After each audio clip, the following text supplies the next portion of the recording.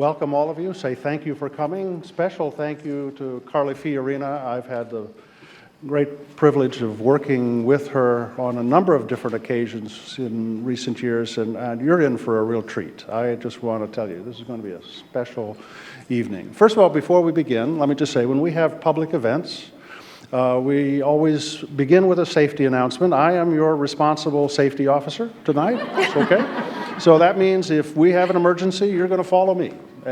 We've got right back here, these are the exits, and the stairway is in that corner, and we're going to go down, we're going to go outside, we'll go across to the Beacon Hotel, and I'll buy drinks, okay?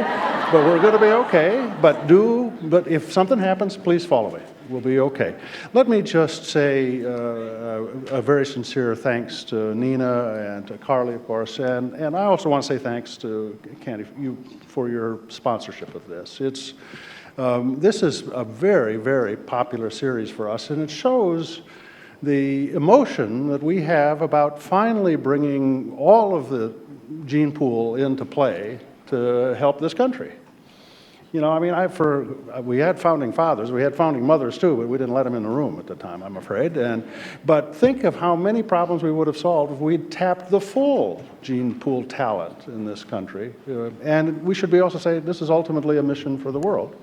But we're glad we can start it here, and we have this very impressive program. And thank you, Nina, for inventing it for us and giving us a chance to partner with you. Candy, let me turn to you, and why don't you say a few words of welcome, and thanks again for sitting.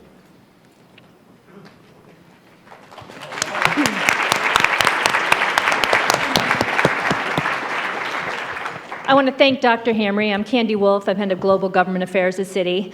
And this is our fourth event of the Smart Women, Smart Power series, which we sponsor with Fortune. And since the series kicked off in December, we've welcomed 3 very impressive women, all of them involved in government, to the stage. And so the tradition continues tonight with our first business speaker, Carly Fiorina. Carly shattered the glass ceiling in 1999 when she was appointed CEO of Hewlett-Packard, the first female head of a Fortune 20 company.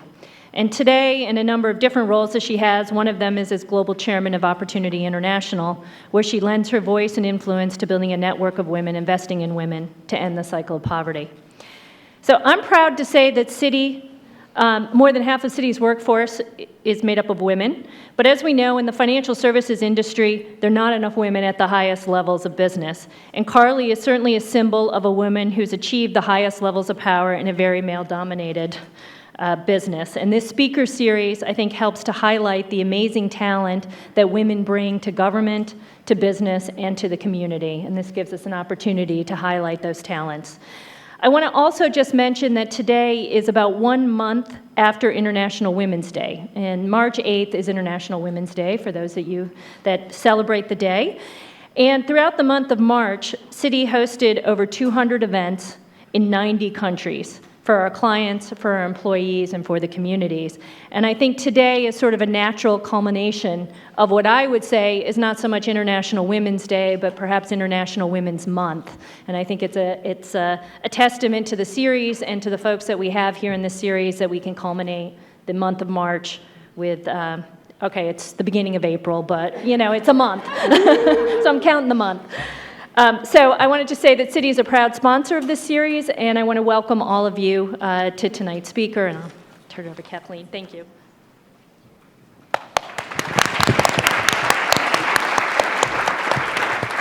Good evening. I'm Kathleen Hicks. I direct the International Security Program here at CSIS and also oversee the Smart Women, Smart Power initiative. I'm here in part to relay the most important social media information, which is please make sure you are following us on Twitter at @SmartWomen. We love to add to our Twitter count. It shows the power, as Dr. Hamre said, of expanding the gene pool to lots of great programming that we put through that Twitter feed relating to great things women are doing in international business and international affairs. And also, please check out our Smart Women podcast series on iTunes, which has done tremendously well, and we invite you into the conversations that we have there through that podcast series. I'm very pleased for us to be having tonight Carly Fiorina. She's here to discuss a wide range of topics relating to world affairs, foreign policy, international business, technology, microfinance. There's sort of no end to the issue sets that she's going to cover, I think, here with Nina. She's currently the chairman of Opportunity International, the largest nonprofit microfinance lender in the world. She's also chairman of Good 360, the world's largest product philanthropy organization. And of course, as Candy mentioned, most of you know her as the former chairman and CEO of Hewlett Packard. She also, we hear, may be a candidate for office at some point, so we may hear a little about that tonight. Our moderator this evening, as always, is Nina Easton, who, in addition to being a senior associate here at CSIS, is a columnist for Fortune magazine and chair of Fortune's Most Powerful Women International Summit. Thanks again to everyone for joining tonight, and Nina, over to you. Great.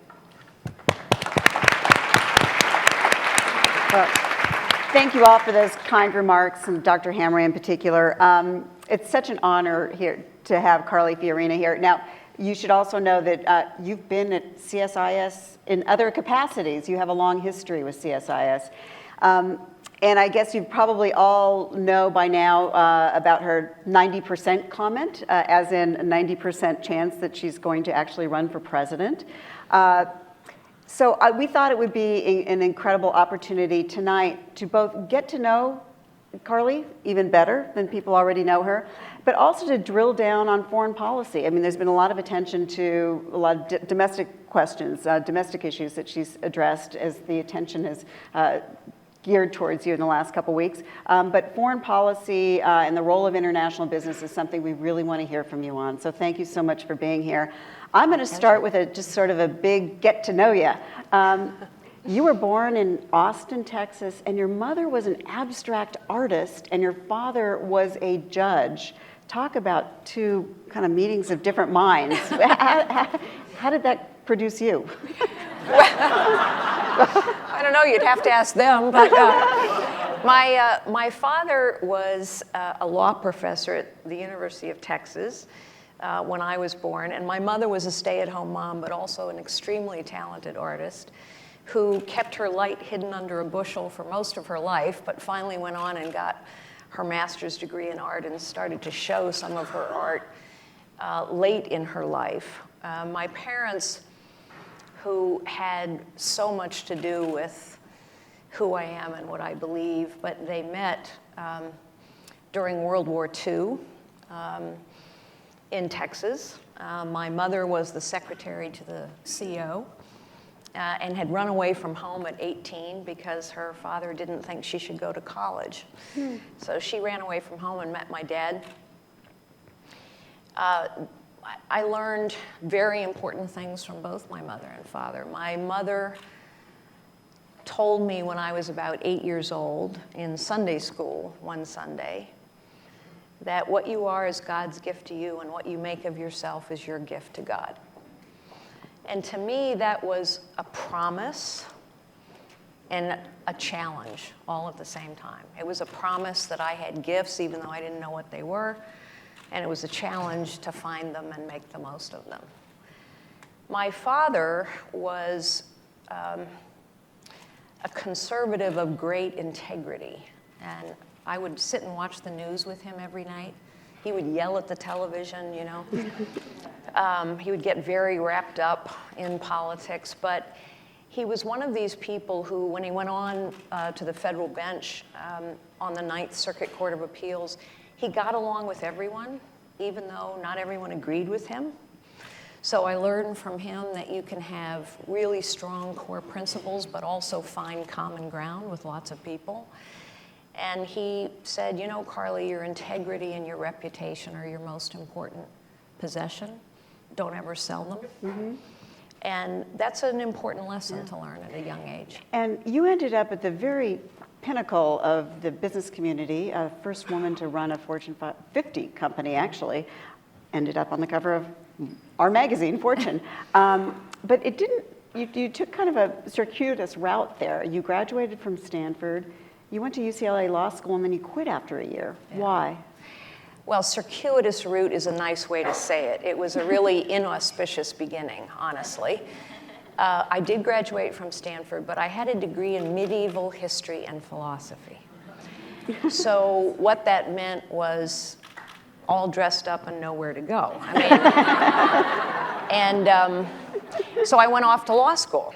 You know, my dad really thought it would be great if I followed in his footsteps, and I adored him, and so I thought that would be a good idea.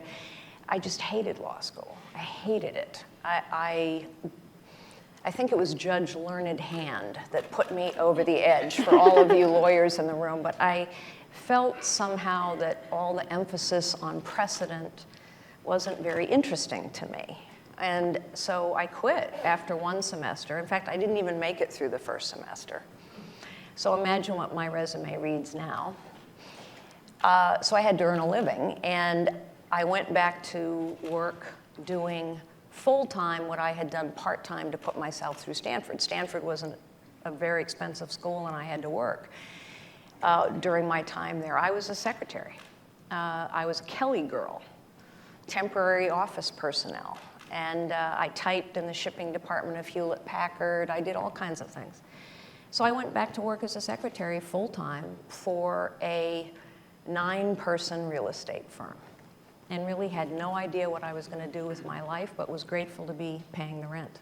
But you did end up getting an MBA from the University of Maryland. Eventually I did. And you did, and you started, and your corporate rise began at AT&T in 1990.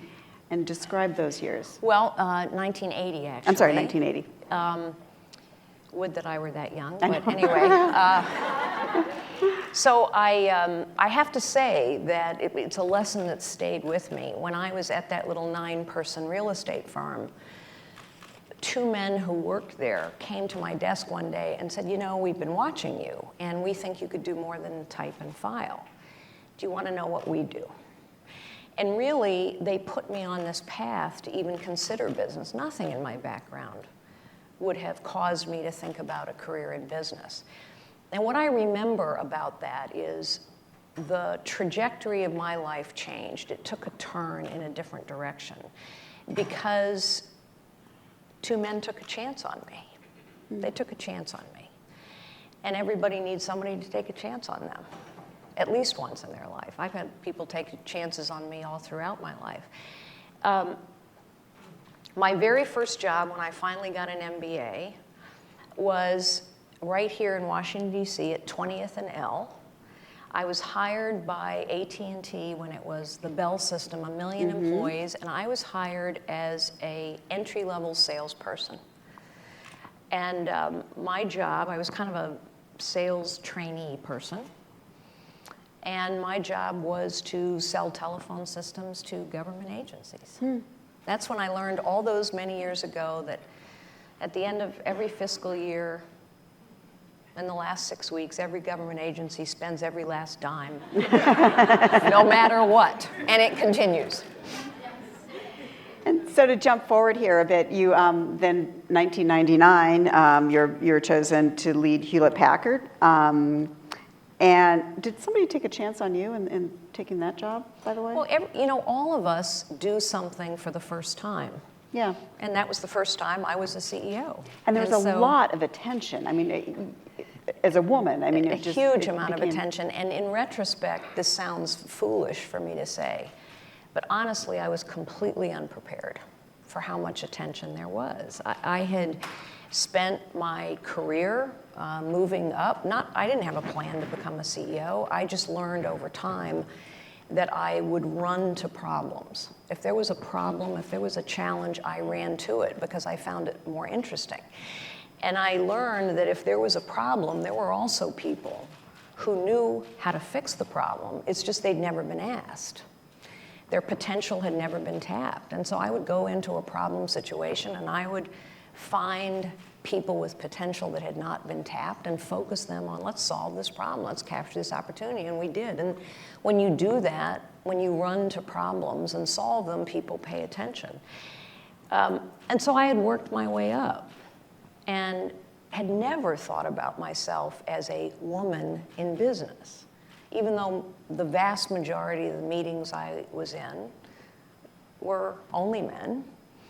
And I would routinely find women in organizations whose potential was being ignored and give them a chance, and we would do good things. In any event, when I arrived at Hewlett-Packard, I honestly thought that the questions people would ask me would be about maybe that I was the first outsider to ever lead this storied technology company.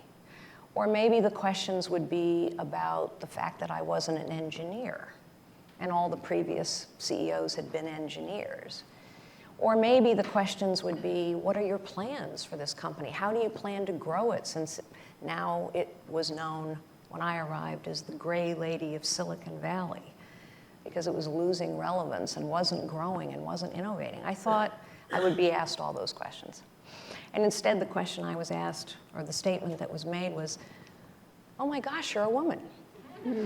And it caught me completely off guard. And the attention that was paid to me because I was a woman never really abated. And you had a tremendous run of success at HP for the 5.5 years there, but you were also abruptly fired, as you say, by the board. Yep. And the business press at the time talked about an earnings slump and so forth. You also, in your book, talk about just kind of a sexism in some way, the way you were portrayed. What in your mind was it?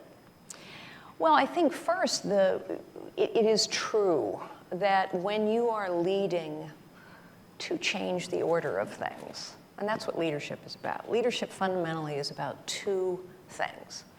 It's not about position or power or title or perks. Leadership is about unlocking potential in others, just like those two men did for me many, many years ago. And it's about changing the order of things for the better. That's what leadership is.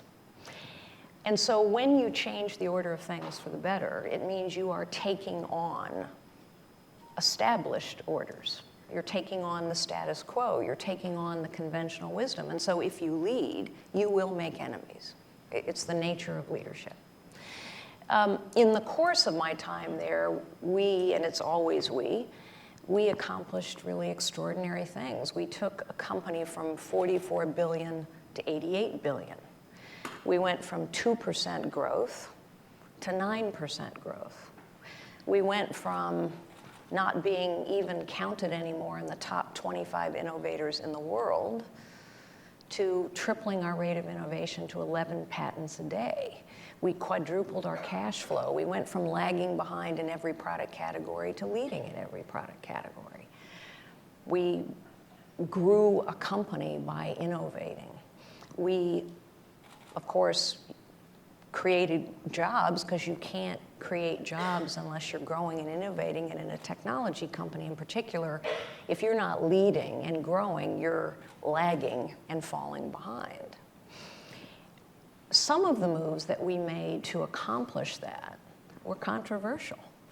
At the time, we acquired Compaq. It was the largest acquisition in technology history. It was the most complex integration in technology history, also very successful acquisition. But we did that in the middle of the biggest technology recession in 25 years, and it was completely against conventional wisdom. Because the conventional wisdom in 2001 was that the era of technology that would follow would be the same as the era that had preceded the dot-com bust. And the era that preceded the dot-com bust was the pure play era. You were a pure play router company, a pure play PC company, a pure play consumer company, a pure play software company.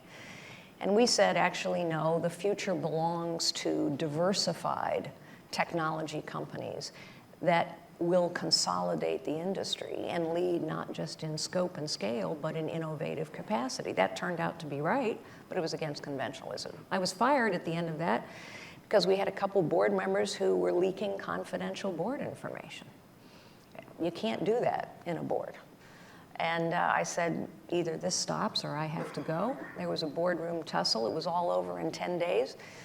And I left. I could have prevented leaving by casting a vote as chairman of the board. I didn't cast my vote as chairman of the board because I thought it was really important that the board work through what conduct was becoming of that board for the good of the institution. And interestingly, in the year that followed, a lot of board members were fired themselves. Right. There was great tumult and great controversy about how the board did business, and it was probably best for the company that all that come out. And do you think the way things ended at HP, is that going to hurt you politically? I don't think so, but I think people need to know the facts. You know, one of the things that is good about business is there are actually facts. There are numbers. They're indisputable. The results are indisputable. Sometimes I think politics is a fact-free zone. You know? I also think that that's what people are sick of about politics. I think people are kind of sick of no facts. I think they're sick of no results. I think they're sick of a lot of sound bites and vitriol going back and forth, but somehow the order of things never really changes for the better. So I'm going to, unfortunately, since our time is limited, briefly go through a couple other years and then turn to foreign policy. But you did a Senate race against Barbara Boxer, obviously lost. You also faced breast cancer. You had that battle. Talk about the lessons from that period. So the Senate run in California, yes, I certainly lost the general election.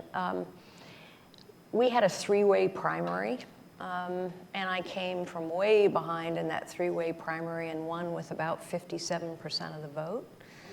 So I understand what it takes to unify a party, and while, of course, I lost in the end, I also gained more Republican votes, more Democratic votes, and more independent votes than virtually anyone else running anywhere in the nation that year. That's how big California is. And what that taught me is that if you talk to people in terms they understand about the problems they actually face and are authentic about what you believe and how you would approach problems, you can both unify a party and reach beyond a party. I also learned that I love to campaign, which is helpful, you know, if you're going to run, say, for president of the United States. What do you love about campaigning? You know what I love about campaigning is I find people fascinating. And when you are campaigning for yourself or for others, I've spent a lot of time since 2010 campaigning for others and helping other people win. And you meet all kinds of people in all kinds of places. And they have fears and concerns and hopes. And what I'm struck by now is, I'll digress for a moment and tell a story unassociated with politics. I happened to be in a homeless women's shelter in New York last Monday, a week ago. I was there in association with some of my charity work, and this is a women's shelter that rotates between a Catholic church and a Jewish synagogue every other night, which says wonderful things about that community. And I'm speaking to this woman who is a guest there. They call them guests, as they should. And she said, "You're somebody." And I said, "Well, I'm Carly Fiorina. You're running or something?" And so I explained that maybe I would run. And she said, "You know, all these," this is what she did, "all these politicians up here, they're in their world and they're talking in their language. And they're not connected to those of us down here, except that what they're talking about and what they're doing about up here, it impacts those of us down here." That's as concise a definition of the disconnect that people feel between their lives and the political process as I've ever heard. And then she said, "Keep talking, we're listening." So, you know, you run into people like that. And here's a woman in really difficult circumstances, and yet she was not hopeless. She was hopeful. She was concerned. She was worried, of course. But one of the reasons she was hopeful, I think, is because people were giving her a helping hand. People were taking a chance on her. And when you take a chance on someone, basically what you're saying to them is, you have value. You have value. And you can live a life of dignity and purpose and meaning. And in the end, I think that is the highest calling of leadership. You are a very avid advocate of the free market globally as well as in the United States. And Pope Francis says the free market is creating economies of exclusion and inequality. What do you say back to that? Well, because I think what we have now is less and less free market and more crony capitalism. And crony capitalism is what happens when you have big government get bigger and bigger and more complicated so that only big business can thrive. And big business uses the processes of big government to advantage its competitive position. I mean, that's what we have going on. And we have it going on all over the world. The only way to level the playing field is to lessen the power and the complexity and the reach of both big government and big business. So How do you I do think, that internationally? well, I can't speak for what other countries are doing, but we can do something about it here. I mean, this isn't a partisan comment I'm about to make, it's a fact. If you look at Dodd-Frank, whatever you think of Dodd-Frank, whatever you think of the motivations behind Dodd-Frank, the result of Dodd-Frank has been that Fannie Mae and Freddie Mac, who were a big source of the financial crisis, continue without any reform at all. 10 banks too big to fail have become 5 banks too big to fail, and their competitive position is stronger, not weaker, and the systemic risk to the system is arguably greater, not less. Meanwhile, 26 regulatory agencies that were supposed to be overseeing the financial system haven't been reformed in any way. We've just added a new one. And 3,000 community banks have gone out of business and counting. So what happens with big, powerful, complicated, complex government is only the big, the powerful, the wealthy, and the well-connected can thrive. And the small and the powerless and the unconnected get crushed.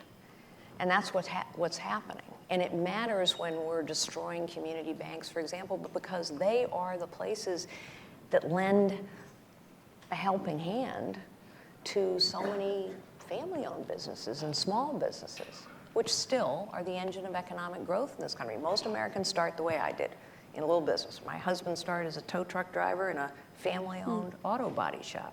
That's how most Americans start. So when we're crushing small businesses, when we're creating a system when only the big and the powerful and the wealthy and the well-connected can make it, then we have economic growth at 2%, not 4%. We have a stagnation of wages. We don't have enough jobs being created. That's what's going on. So I think there are so many people who believe that the current brand of capitalism is free markets. Our market here is less and less free. But when you talk about the powerless, something that would probably impact people's lives here would be, say, bringing home that $2 trillion in reserves cash sitting on the corporate balance sheets of big companies abroad. And something else that might help them is the whole role of technology. I mean, technology is displacing jobs, we all agree. How would you tackle those kinds of problems to help income growth at home? Yeah. So first of all, both of those things, you're absolutely right, and I will address both of those things, but I will start by saying that we really cannot underestimate the historic role that family businesses, small businesses, startup businesses have played in this economy. So, you know, we were really proud of 11 patents a day at Hewlett-Packard. Small companies, new companies innovated 11 times the rate of big companies. And they innovated at a much faster rate because big companies tend to be big bureaucracies. And big bureaucracies crush innovation over time. Small companies tend to be willing to make mistakes, take risks. And if you want innovation, you got to tolerate mistake making. Small and new businesses create 2/3 of the new jobs in this country. They employ half the people. So if you go to any community, anywhere in this country, you will see small and family-owned businesses giving up. And it's of huge consequence. We're now, for the first time in US history, think about this. Here's a fact. For the first time in US history, we are now destroying more businesses than we are creating. That's a terrible problem that impacts everybody. So now, to your point, yes, why do these big corporations not bring their cash home? Because it will get taxed at exorbitant rates, and their profits are already being taxed. So we should, of course, have a competitive tax rate in this country for everybody. We don't. In the 21st century, any job can go anywhere, money can go anywhere, ideas can go anywhere, people can go anywhere. So therefore, we have to compete for every job. We have to be the country that's the best place in the world to build a new business. We have to be the country that's the best in the world to do business. And we're not if our tax rates are uncompetitive. So we have to lower every rate, but beyond that, we have to vastly simplify the tax code. It's not enough to keep tweaking it and changing it and making it better, but never simplify it. Because the big companies can deal with big, complicated tax codes. The little guys can't. As a CEO, I could hire accountants, lobbyists, lawyers to deal with all this complexity. A 9-person real estate firm, not so much. So yes, we should change the tax code so that money comes home. We could even incent companies to use that money for specific purposes, for retraining people, for helping startups get going. But if we don't simplify the tax code, if all we do is worry about the rates, we're not going to make enough progress in terms of leveling the playing field for the small and the powerless against the big and the powerful. Technology is an unbelievable tool for innovation. And it's interesting because it is technology that small startups are trying to use to gain competitive advantage. So, all of you know about Uber, or all of you know about Airbnb. But think about it. What are the competitors to Uber and Airbnb trying to do? Big companies are getting together with regulators and government entities to try and make their entrance into the marketplace harder. Why? Because their entrance into the marketplace disadvantages the big established players. That's the kind of disruption we want in our economy. Government shouldn't be used to crush competition, and that's actually what's happening in our economy now. So let's turn to national security. Obviously, at the top of the headlines right now is the Iranian nuclear framework agreement. The president over the weekend argues that this is our best bet for keeping nuclear weapons out of the hands of Tehran. What's your response to that? Well, I think my own view is we should have stopped talking to Iran after the first 6-month deadline passed. And the reason I say that is because we have been sending signals to Iran and to everyone else in the world that bad behavior will be rewarded. Why do I say that? Think about Iran's behavior over decades. Iran has had a strategy to destabilize the Middle East through their proxies. Iran has had a strategy to gain a nuclear weapon. Iran has had a strategy to stonewall every inspection regime that has been put in place. And Iran has had a strategy to stonewall every negotiating effort. We're rewarding all of that behavior. I also think that tactically, from a negotiating point of view, it's a huge error for the President of the United States to declare victory in a Rose Garden ceremony when only a framework agreement has been decided. Because what that signals is that this president is now committed publicly to getting this deal done.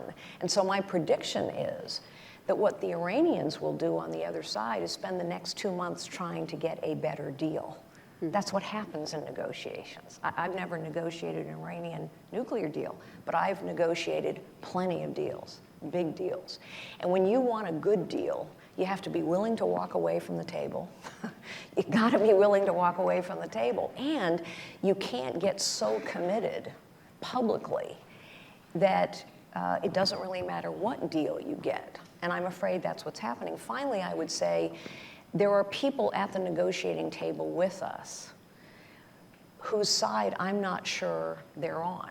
So Russia is not on our side in this negotiation. Russia has a very keen national interest in building up their nuclear industry. And the way they do that is to become the supplier and partner of choice to Iran. And they are well on their way to doing that. So I think we should have stopped talking a long time ago. I think we should have pushed back on some of their behavior. But if we are going to go forward with this New Deal now, then I believe we must insist on inspections first and compliance first before sanctions are lifted. Because once sanctions are lifted, there will be no snap back. You cannot snap back when 6 different parties are at the table. You cannot snap back when industries rush in. So I think inspection first, verification first, and then perhaps unload the sanctions. What about the whole process, though, of engaging a foe in the first place? We hear this weekend again about the Obama doctrine, where he says, we engage, but we preserve all our options and capabilities. What's the Fiorina doctrine on foes like Iran? Well, I think before we engage with anyone, we have to be consistent about rewarding good behavior and recognizing bad behavior. And my fear is that we are sending exactly the opposite set of signals. So I mentioned we're rewarding bad behavior on the part of Iran. I think it's indisputable that we're rewarding bad behavior. No matter what the Iranians do, no matter that they're engaged in a bloody civil war now in Yemen, no matter what their proxies do throughout the region, nothing changes in our posture towards them. That sends a signal to every other adversary we have. On the flip side, we are not standing with our allies and rewarding good behavior. So, example, when the Kurds, the most capable fighting force in the region, when the Kurds step forward and fight against ISIS, and we refuse to arm them as they have requested for over a year and a half, what signal are we sending? The signal we're sending is it doesn't really pay to be our friend. When the Jordanian king, whom I've known for many years, but when King Abdullah flies back to Jordan and promptly promptly executes 2 convicted terrorists in retaliation for the burning alive of a Jordanian pilot and then begins bombing. And he has just left Washington, D.C., where he was asking for bombs and materiel to support him, and we don't provide it, which we still have not. What signal are we sending?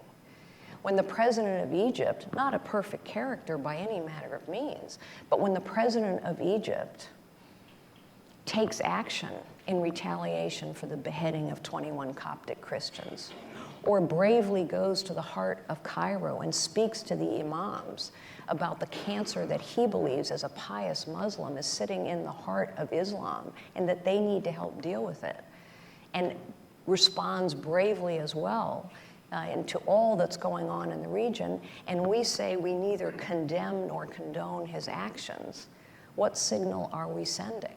So we have allies in the Middle East, we have allies in the Baltic states, we have allies in Ukraine who are asking us to do very specific things that would be helpful, and we are doing none of it. And so the signal we send is, it's a tough game to be America's friend. And the signal also is, if you behave badly, there are no consequences. There are only rewards.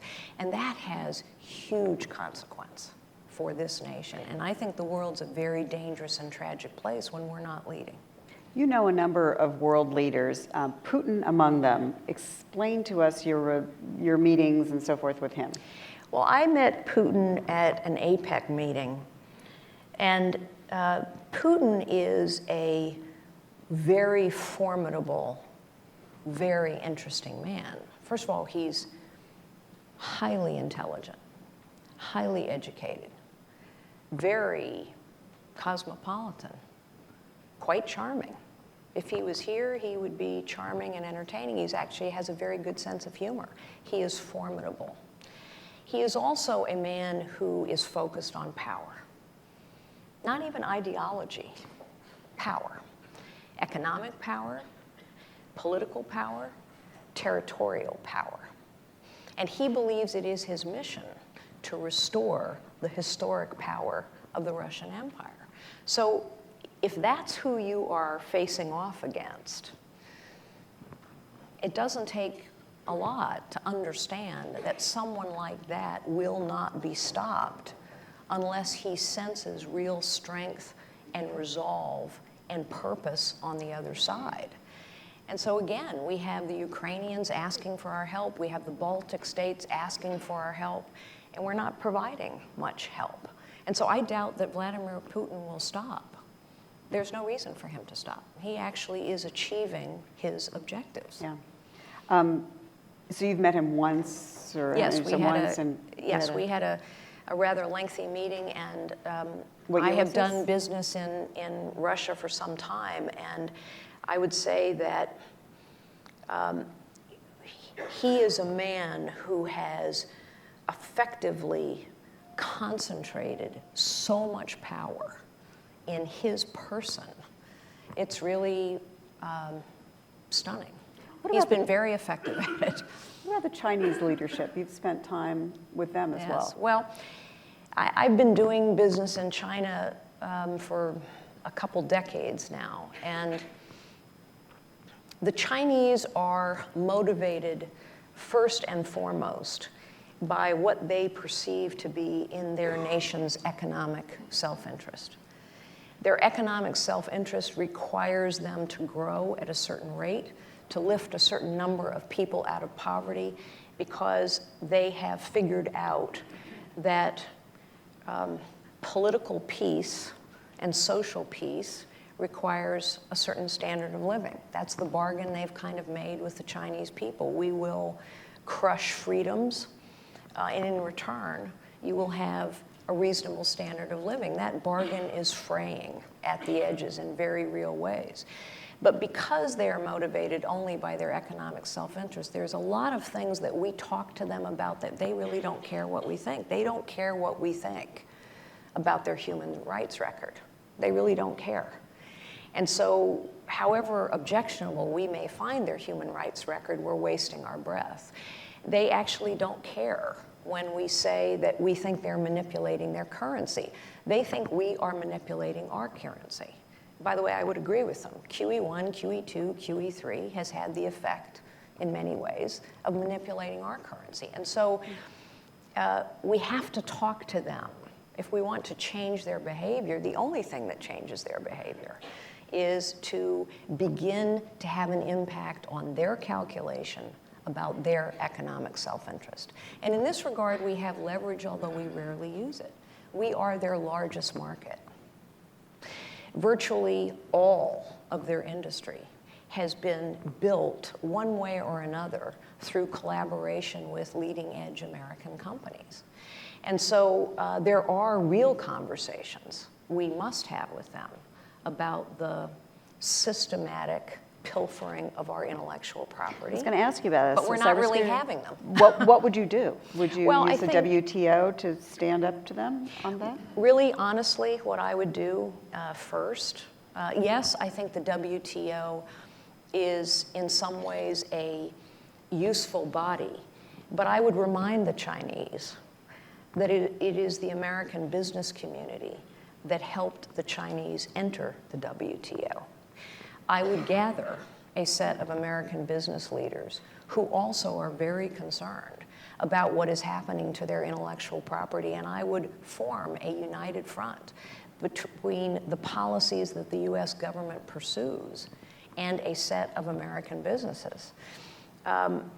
I think that would have an impact. I would change the nature of the topics about which we speak to the Chinese, and I would ensure that there are real consequences to some of their behavior. By the way, there's no doubt, I chaired the advisory board at the Central Intelligence Agency for several years, have served on the defense business boards.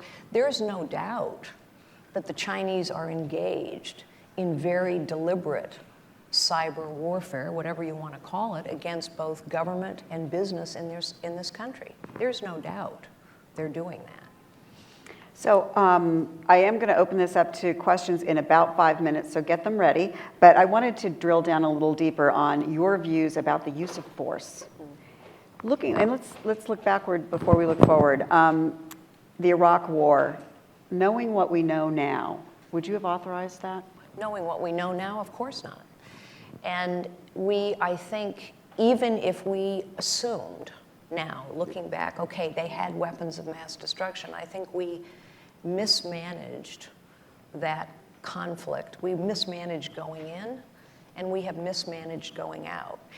I think the use of force, as well as American leadership on the world stage, requires both clear-eyed realism and moral clarity. And what I mean by clear-eyed realism is, let's just take Afghanistan, which in some ways was a clearer case. We had a major terrorist attack launched, plotted, and planned from there. Clearly, there had to be a response, a forceful response.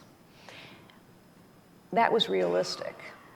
It was totally unrealistic to decide that the mission we needed to be engaged in was to build a central government where none had existed for 2,000 years. That was completely unrealistic. And so we were imposing a model of political governance on a nation in which that model would never take root. And so I think force is always a last resort, and when it is used, it must be used for a very limited purpose. Now, what about But there is a time. Syria, containing ISIS and so forth? Do you favor American troops there? Well, I think one of the things that I think, honestly, this administration has done is continually present the American people with a false choice. And the false choice is this: either we go to war or there's nothing we can do. And I think Syria is an example of where that false choice has been offered over and over again. There are things we could have done in Syria. We could have provided more help to the rebels when there were moderate rebels there. We could have joined together more effectively with Turkey instead of fighting against the things that Turkey wanted to do. We did none of that. Right. And But of course looking at it now, yeah. we're at a point, well, you see, I think here again a false choice is being offered. No, I think sending American troops boots on the ground into Syria at this moment would be counterproductive. On the other hand, we have a whole bunch of allies in that region asking us to do things, and we're not doing any of them. We're not working effectively with the Turks. We're not working effectively with the Kurds. We're not working effectively with the rebels. We're not working effectively with the Jordanians or the Saudis or the Kurds. We're not working effectively with any of our allies. And so to say the only thing we can do is go off to war isn't true. There are a whole set of things we've been asked to do by people who share our interests, and we're not doing them. Okay, questions. Please identify yourself and keep your question very short, and it must end in a question mark. Back there, yes. It's January, and it is 2018. Your president-elect, it's January, it's 2018. Your president-elect, what are your first Wait. decisions and priorities? 2017. 2017, excuse me. Sorry, January 2017, and what? I'm sorry? President-elect? Yeah. What are the first decisions and priorities you would make? I think the first decision I would make is to begin to undo a whole set of complexities that have been built up. And let's just start with the web of dependence that we have woven around people's lives. We have woven a web of dependence around people's lives, and we make it virtually impossible for people to disentangle themselves from that web. All of the incentives are to settle into that web instead of to move forward in your life. So I would start to undo and disentangle a whole set of complexities around dependence, and I would start to disentangle a whole set of programs that crush the family-owned and the small businesses. Undoing things is hard, but I think using technology and pressure from the American people, we could get those things done. Secondly, I would begin the push for two important levers that can help us reimagine government and hold it more accountable to serve all citizens. And those two things would be this: zero-based budgeting. Let us know where our money is actually being spent. We don't have a clue. We don't have a clue. And the appropriation process each and every year is around the rate of increase. Because remember that fiscal year I talked about, everybody spends every last dime, the last 6 weeks of fiscal year, that's been going on for 40 years under Republicans and Democrats, because we never look at the whole budget. And transparency over time will lead to accountability. So zero-based budget. The other one, pay for performance. We have lived with a seniority system in the federal government forever. It's a bad system because it means that literally you can watch pornography all day long, or you can be working hard to do a good job and you get paid exactly the same way and earn the same pay and the same benefits. That's not fair, it's not right, and people outside this town find it outrageous. Okay, other questions?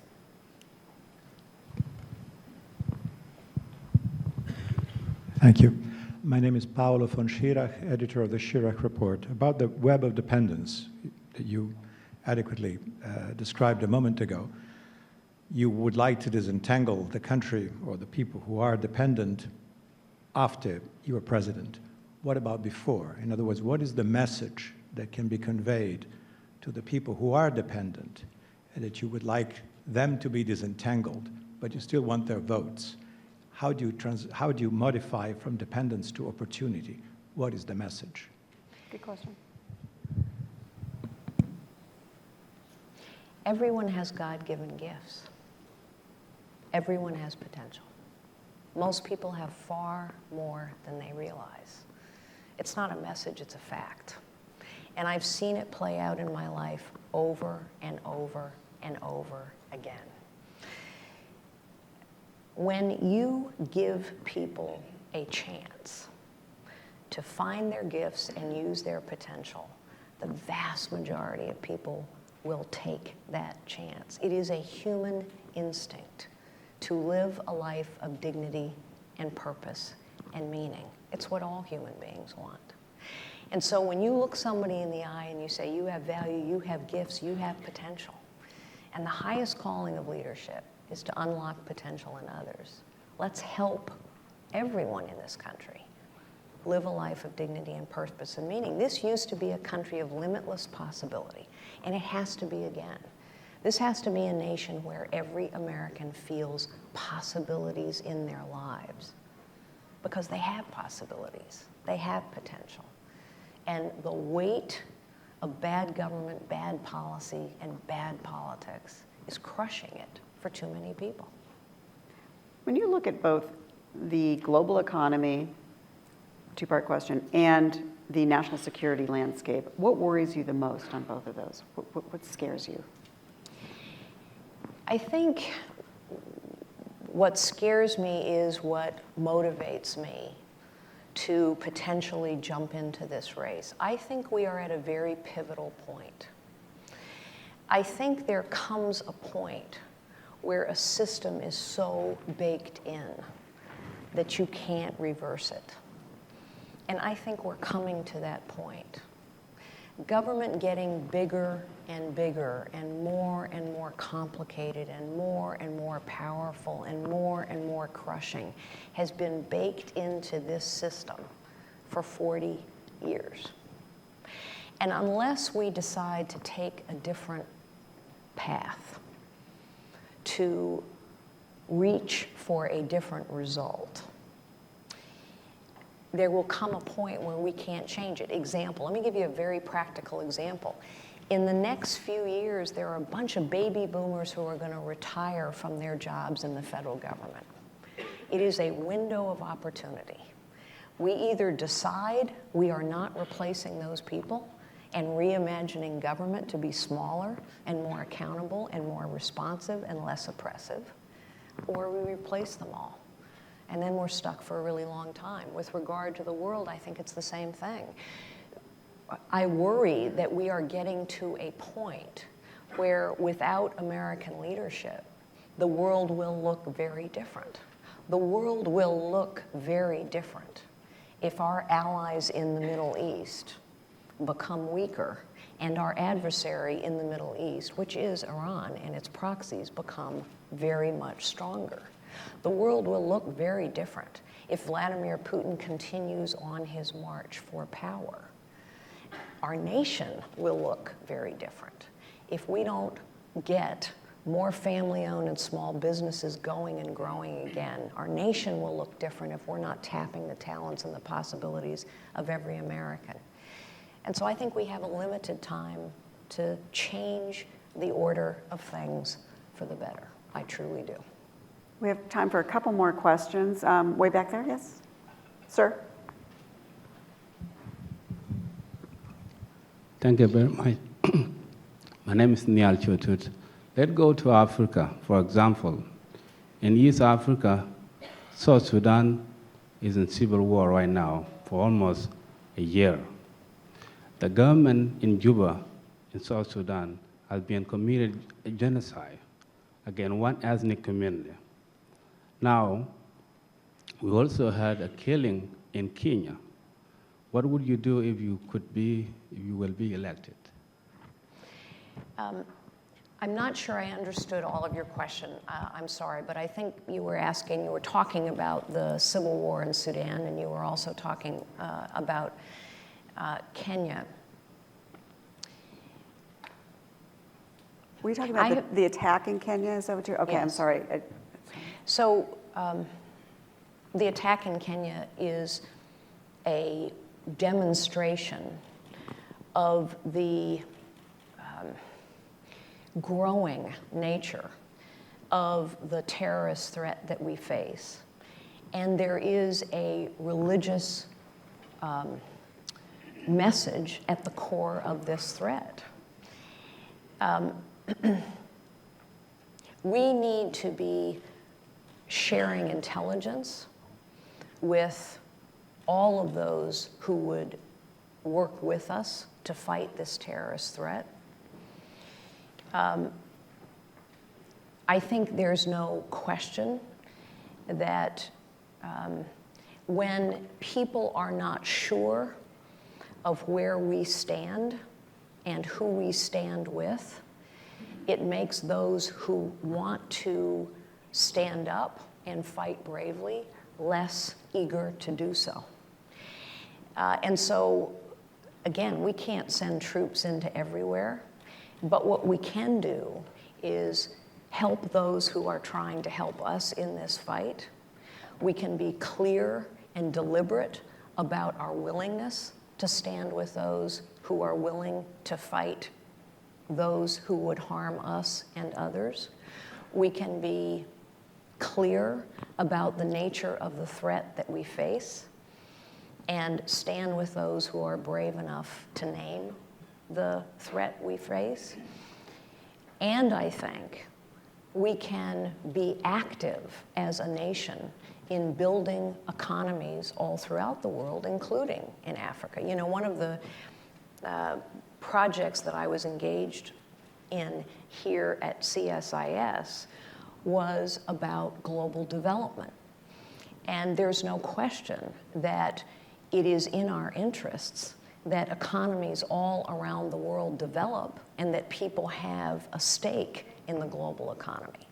And one of the conclusions, without going too far into this, but one of the conclusions that this project, which I had the pleasure to co-chair, came to was that private companies are now responsible for over 3/4 of the development efforts that are going on in Africa and elsewhere around the world. And there's a real opportunity for government efforts and private sector efforts to be more aligned so that we have a bigger impact in economies like Africa. Africa, as you well know, is a place where the Chinese are investing hugely through their governments and their businesses.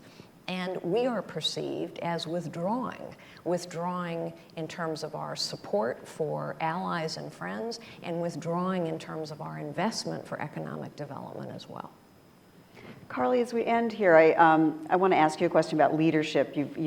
Because you've experienced it on so many levels, you've thought about it globally on so many levels, and part of this program is geared towards aspiring leaders, women, but young men too. I mean, what would be your best advice to aspiring leaders based on your experience? Well, first I would say know what leadership is and know what it isn't. And people get very confused about leadership. I said several minutes ago that leadership isn't about position and power. I used to think it was. I mean, when I was a secretary, I thought whoever had the biggest office was a leader. If you had the big office, the big perks, the big parking space, the big budget, you were a leader. And I think a lot of people think that. They think title and position and power equals leadership. And they have nothing to do with it. There are plenty of people with big offices who don't lead. I also think leadership is different than management. Management is about doing the best you can within the existing system. There are a lot of people in business who are managers. There are a lot of people in philanthropy who are managers. There are a lot of people in politics who are managers. They just do the best they can within the existing system. Leaders don't accept what's broken just because it's been that way for a really long time. So understand that leadership is about changing the order of things for the better. It's about changing things. It's about particularly unlocking potential in others, because that's how you solve problems. It's how you change the order of things. Human potential is the only limitless resource we have, but it is limitless. And when you apply human potential to solve problems, really, honestly, everything is possible. I have never encountered a problem that couldn't be made better by unlocking human potential and focusing it on common goals and worthy purpose. So when we leave potential on the table because we don't give people a chance to use it, when we leave potential on the table because we just ignore women or minorities or people who are different, then we're not going to solve all of our problems and we're not going to tap all of our opportunities. So understand what leadership is, and understand one other thing that I know from my own experience. Leaders are made. They're not born. Leaders are made. Leaders are made through the crucible of challenges. Challenges that are professional or challenges that are personal. You know, you asked me about cancer a moment ago, and I forgot to answer you, but all of us are formed not just by the good times, but by the bad times. I learned a lot battling cancer. Most particularly, I learned that, you know, life and success aren't measured in time. They're not measured by title. Life is measured in love and moments of grace and positive contribution, truly. And I learned when our younger daughter died battling the demons of addiction that the only thing we really control are our own choices. Which comes back to leadership. I think actually fundamentally leadership is a choice. It's a choice to make a positive difference. It's a choice to unlock potential in others. It's a choice to have the courage to say, I'm not going to accept this just because it's been this way all along. I'm going to choose to change the order of things for the better. So many people don't choose leadership, not because they're not capable of it, but because there's a price to be paid for leadership. You make enemies.